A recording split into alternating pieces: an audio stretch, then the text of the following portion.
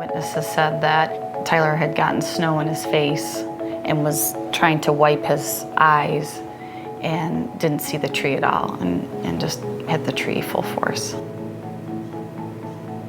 Well, the start of our nightmare on that day began at the top of a hill. We decided to head into the lodge. My youngest son had said, "Hey, Tyler went the other way." I was very excited that it was finally winter break, and we didn't wear skiing helmets. We didn't think they were that important back then. We thought he was actually just trying to experiment with another hill that he had been down previously. But then when he didn't show up immediately, I started to look for him. Within 100 feet of the lodge, I saw an ambulance that was already there, and his feet were sticking out of the ambulance, and that's when I knew it was a terrible accident. And then I said, "Is he okay?" And his response was, "He's breathing and he has a pulse." And so I knew it was really bad. He said we had to come right away.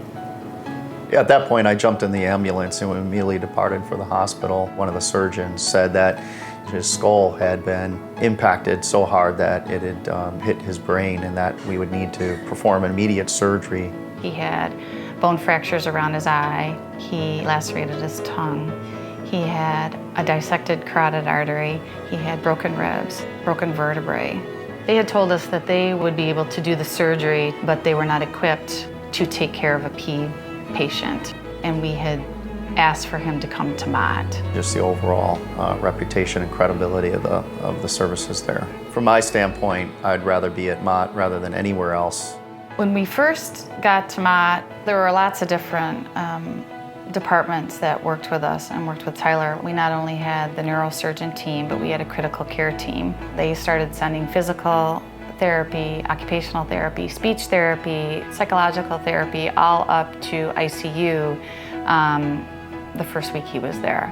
We were essentially monitoring the swelling on the brain. Number one objective, according to the physicians, were to get that swelling down.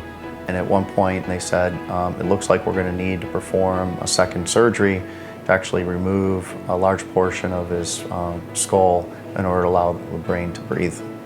They ended up taking him all the way down and putting him in a coma. And they realized at that time that he had a clot in the back of his head. And that was what was causing the brain pressure to continue to go up. And once they got rid of that, the pressure came down and we were able to avoid the surgery. Over the next few days, I realized that I was in the hospital. I didn't know how to walk. I definitely didn't know how to talk. That was a major thing, or spell or anything. They were able to get all of that to come back, and we have the child that we have today. Yeah, it felt really good.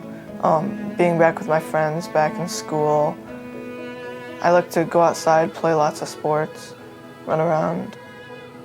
My brother was a huge influence for me. He helped me get back to normal and everything. Thank you. Thank you for keeping him with us and giving him back to us. I do not believe that we would have the Tyler that we have today had it not been from all those great hands at Mott taking care of him.